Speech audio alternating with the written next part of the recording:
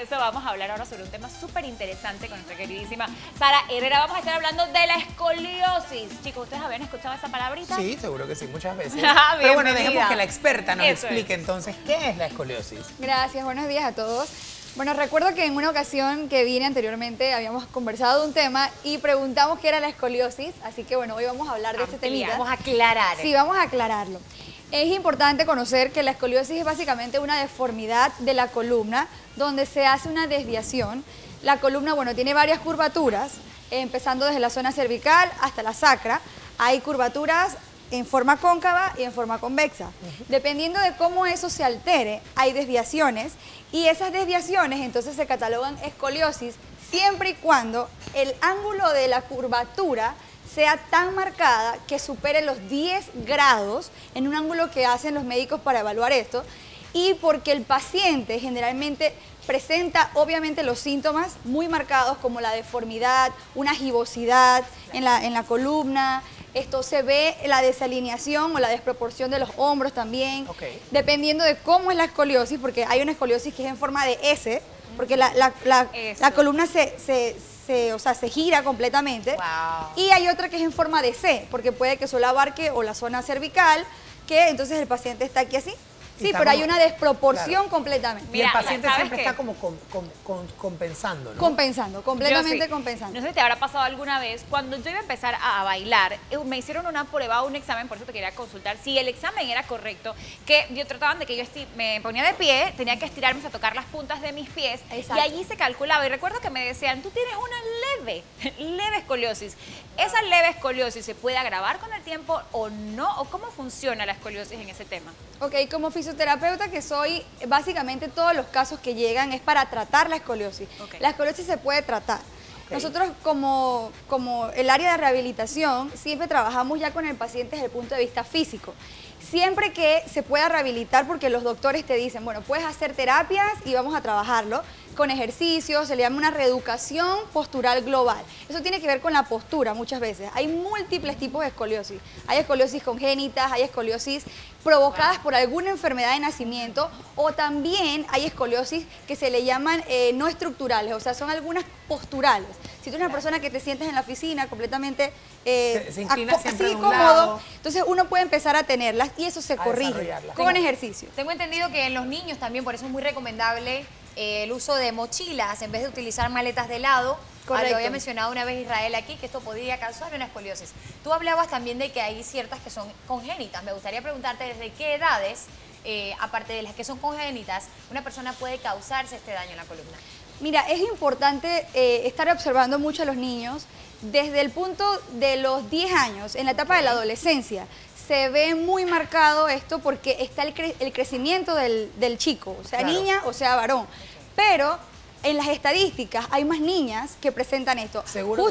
Justo en este momento tengo una paciente que ella tiene una escoliosis congénita. Y esta chica, pues, hemos trabajado con ella mucho. Cuando yo la empecé a atender, su columna, como decía Giovanna, eso se puede, de hecho me gustaría que los papás que escuchen este programa puedan hacerle una sencilla evaluación a sus hijos. Ponerlo de pie con las rodillas extendidas y hacerle una inclinación completa o una flexión completa del tronco y notar cómo se ve su columna. Si ustedes notan una diferencia entre una parte de la columna con la otra, pues tomen atención, porque así le pasó a mi paciente. Esta niña estaba en un reinado, voy a contar la anécdota porque es importante, estaba en un reinado y cuando le estaban poniendo los vestidos para este evento, la mamá le dice, pero acomódate. Y él le dice, pero estoy bien. Estoy acomodada. Sí, estoy bien. Es que estoy recta. Y estoy recta. Y la mamá le dice, pero es que mira cómo tienes la escápula. Se nota mucho, es en el omoplato. Estaba salido. Y de ahí empezaron a tratarla, se dieron cuenta que desde que estaba pequeñita ella tenía también desproporciones. ¿Cuántos años tiene la niña actualmente? Actualmente tiene 14. 14. Wow. Sí, pero ya desde los 10 más o menos le diagnosticaron. Sara, ¿es igual para niños y para niñas la escoliosis o hay algún grado que las haga ser diferentes? No, es igual.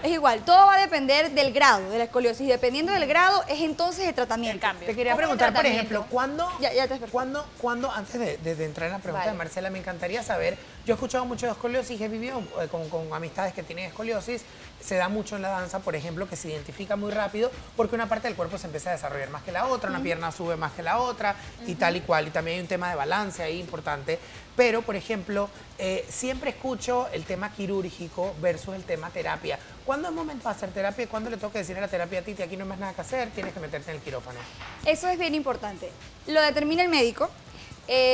Las terapias se hacen siempre y cuando el ángulo de la escoliosis sea para detener la progresión de esa escoliosis. Siempre que el paciente tenga escoliosis debe hacer ejercicio. Yo traje unas pesitas para mostrarle ahorita cómo uno puede hacer ejercicios que deben estar guiados. Porque ahora voy a mencionar por qué deben estar guiados. La escoliosis es bastante compleja y lo que mencionabas es más que todo la cirugía cuando ya el grado, se le llama un ángulo de Cobb, que es un ángulo que se mide con la primera vértebra y la última vértebra de la curvatura.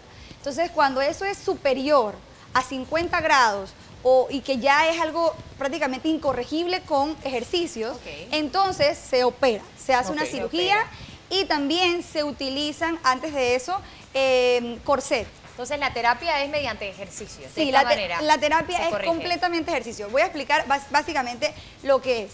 Bueno, yo traje estas pesitas como para demostrar un poco. Claro. Si, por ejemplo, tenemos un paciente, lo que pasa es que no tengo pacientes aquí. Yo siempre. Pero voy a mostrarlo con Yossi. Sí, a ver. claro. Supongamos, voy a conversarles de la escoliosis más común, que es una escoliosis en S que presenta la zona, la parte izquierda, eso, así mismo, esta misma.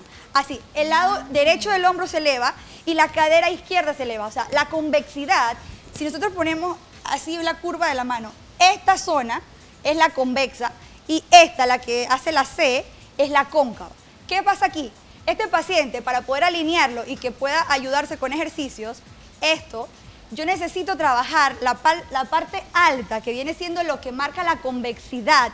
La convexidad es quien define la escoliosis. Entonces, esta parte yo necesito, como está completamente estirada, de tanto estar estirada, se ha atrofiado. Entonces yo necesito fortalecer esta y esta que es la que se acorta, la necesito elongar. Entonces yo le pongo a este paciente a trabajar ejercicios de hombro con pesitas. Entonces utilizo estas pesas, ¿sí? Utilizo esta pesa, por ejemplo, se la coloco en la muñeca o sencillo para que este paciente continúe en casa. Esto es terapia constante. Entonces yo le pongo a este paciente, generalmente para poder alinearlo, uno coloca una pierna adelante, otra atrás, puedo colocarte en 4 puntos también, ahorita no lo vamos a hacer así, pero empezamos a trabajar este paciente elevando, trabajando aquí para que la musculatura que de este lado, no es en forma con Vero, empiece a trabajar.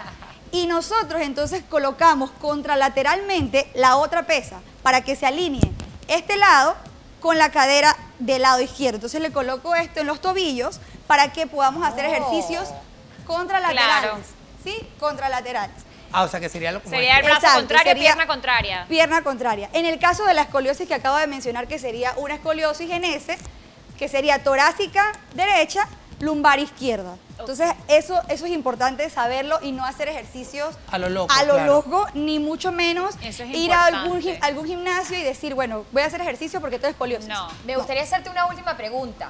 Si cada vez que hablamos aquí pues de una enfermedad o de un síndrome o algo, pues se preguntan los síntomas, se pregunta el tratamiento.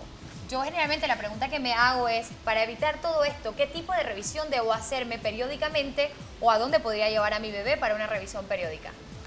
Cuando estás en crecimiento, lo más importante es mantener a este niño, bueno, con sus evaluaciones pediátricas, que desde infante uno puede notarlo.